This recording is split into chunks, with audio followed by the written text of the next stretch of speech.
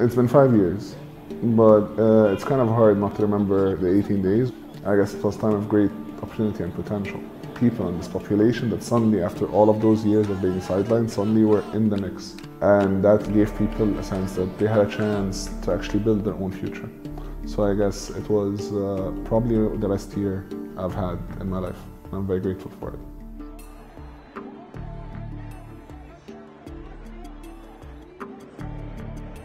I remember the 18 days by hope. We were young at the time and we were ambitious that we can have democracy in the Middle East, we have democracy in Egypt, we can take down the regime. It was amazing. It was like a great sense of belonging to this country.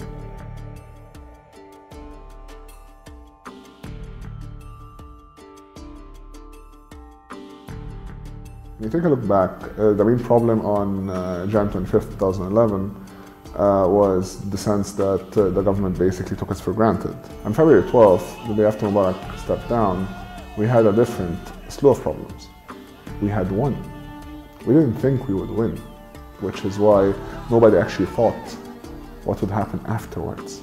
I think our mistake was leaving on the 11th of February after he stepped down because we should have stayed for a constitution first and fought for a proper roadmap. It was us, you know, it was the marginalized that came out for social justice and for human dignity, I guess, you know. A lot of sacrifice was made, a lot of blood was shed. I was burying kids half my age, you know, and that is a big sacrifice.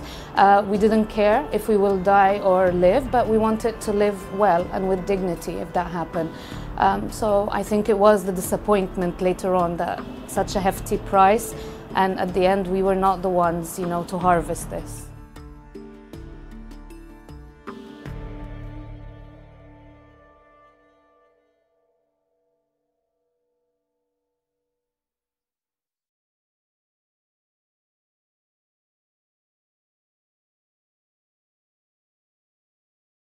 The people, when he came to Sisi, they viewed him as the person who's going to save the country. And now he's not as popular anymore because people are slowly realizing that there is no vision and no leadership or anything of that sort. And it has been a slow realization. But now it's scary how unpopular he is.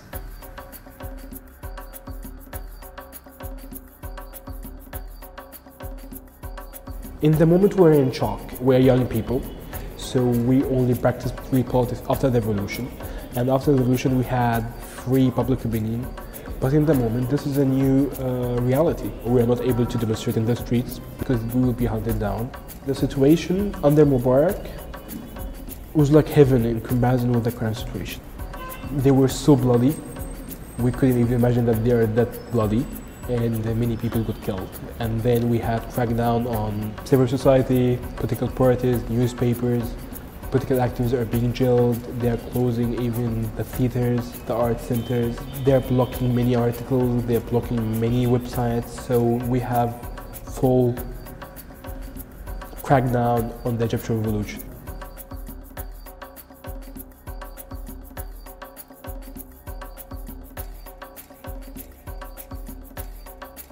If you take away from the youth their freedom, and you take away from them their ambition and potential,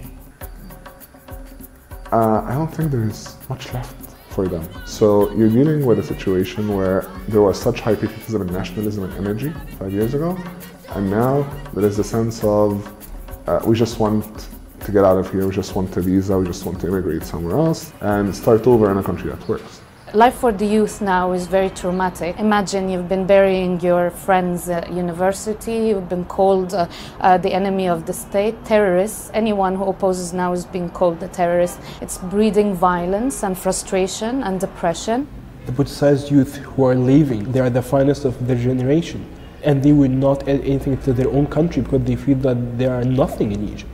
And the others, they are in jail. They lose themselves forever. I met one of them when he came out of the prison. He's not the same person. He has been under continuous torture, and he hates the country, he hates the regime, he hates everyone.